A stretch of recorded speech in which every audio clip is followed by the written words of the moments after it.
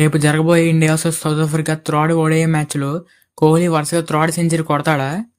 అసలు కొట్టే ఛాన్స్లు ఎంత ఉన్నాయి? ఆ గ్రౌండ్లో కోహ్లీ బీభత్సమైన రికార్డ్ ఏంటి? ఆ గ్రౌండ్ యొక్క పిచ్ రిపోర్ట్ ఎలా ఉంది చూద్దాం. ఆ గ్రౌండ్ పిచ్ రిపోర్ట్ వచ్చేసి ప్యూర్ బ్యాటింగ్ వికెట్. అసలు నో డౌట్ అని చెప్పుకోవచ్చు. సిక్స్లు వస్తాం అయితే కొడిసిద్ది. Pure batting wicket. అలాగే నో డౌట్. అలాగే ప్యూర్ బ్యాటింగ్. ఫస్ట్ కోహ్లీ ఆడిన ఫస్ట్ ఓడిఐలో ఫస్ట్ మ్యాచ్లో బ్యాటింగ్ వికెట్ రాంచి. దానిలో అయితే కోహ్లీ 135 రన్స్ కొట్టాడు. అగ్రెషన్గా ఆడి సూపర్ ఆడాడు. సెకండ్ మ్యాచ్ వచ్చి డిఫికల్ట్. అది బౌలింగ్ ఒక్కోసారి స్పీడ్ వచ్చిద్ది, హార్డ్.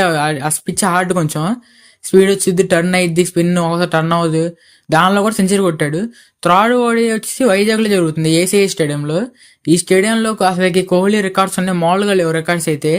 ఆ రికార్డ్స్ ఏంటంటే 156 హైయెస్ట్ రన్స్ కోహ్లీ. దానిలో 7 మ్యాచ్లు ఆడాడు, మొత్తం 587 రన్స్ కొట్టాడు. 3 సెంచరీలు 2 హాఫ్ సెంచరీ ఉండే. దానిలో 100 స్ట్రైక్ రేట్ ఉంది, 98 యావరేజ్ ఉంది.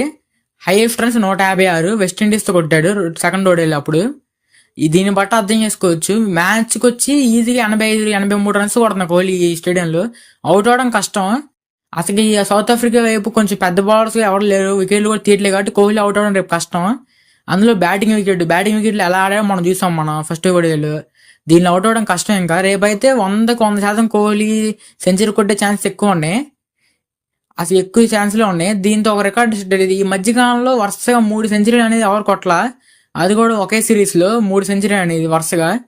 చూద్దాం, ఈ థర్డ్ సెంచరీ కొడితే కోహ్లీ అయితే రికార్డు వచ్చింది. ఈ మధ్యకాలంలో ఎవరు కొట్టలా సెంచరీ అయితే అలా.